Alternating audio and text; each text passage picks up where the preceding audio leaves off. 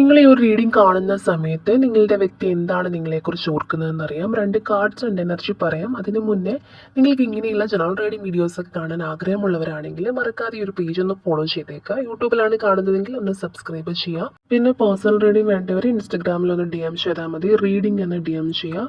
Okay, ഇവിടെ വന്നിട്ടുള്ളത് 3 of pentacles, അതുപോലെ തന്നെ പേജ് ഓഫ് കപ്സും ആണ്. അപ്പോൾ ഇവിടെ പേജ് ഓഫ് കപ്സിൻ്റെ എനർജി കാണിച്ചു തരുന്നത് വളരെ ഒരു നിഷ്കളങ്കമായ സ്നേഹം ഈ ഒരു പേഴ്സണിൻ്റെ ഉള്ളിൽ ഇപ്പോൾ നിറഞ്ഞു നിൽക്കുന്നതായിട്ട് കാണുന്നുണ്ട്. അവരുടെ ഉള്ളിൽ നിങ്ങളോട് പറയാൻ ഒരുപാട് കാര്യങ്ങളുണ്ടെന്നാണ് മനസ്സിലാവുന്നത്.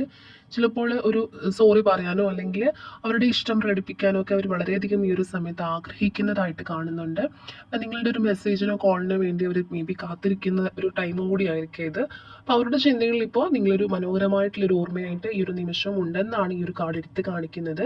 അതുപോലെ തന്നെ ഈ ഒരു പേഴ്സണ് നിങ്ങളോടുള്ളത് വെറും ഒരു സ്നേഹം എന്നതിനേക്കാൾ ഉപരിയായിട്ട് നിങ്ങളുമായിട്ട് ചേർന്നൊരു മനോഹരമായിട്ടുള്ള ഫ്യൂച്ചർ ഉണ്ടാവണം. അതായത് ആ ഒരു ടൈമിൽ മാത്രമല്ല, മുന്നോട്ടുള്ള ലൈഫിലും നിങ്ങൾ കൂടെ വേണം എന്നുള്ള ആഗ്രഹം ഈ ഒരു പേഴ്സൺ ഉണ്ട്.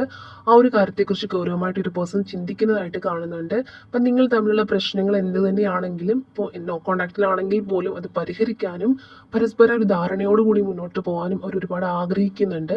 അപ്പോൾ ഈ ഒരു കാർഡിൻ്റെ ഓവറോൾ എനർജി നോക്കുകയാണെന്നുണ്ടെങ്കിൽ വളരെ പോസിറ്റീവായിട്ടുള്ളൊരു ഫീലിങ്സ് തന്നെയാണ് ഈ ഒരു സമയത്ത് നിങ്ങളുടെ പേഴ്സണ് നിങ്ങളോടുള്ളതെന്ന് കാണുന്നുണ്ട്. അതായത് 2 രീതിയിൽ, ഒരു കൊച്ചുകുട്ടിയെ പോലെ കൗതുകത്തോടെയും നിങ്ങളെ ഓർക്കുന്നുണ്ട്, അതേസമയം മുതിർന്ന ഒരാളെ പോലെ പക്വതയോടെയും അവർ നിങ്ങളെക്കുറിച്ച് ഓർക്കുന്നുണ്ട് എന്നുള്ളതാണ്.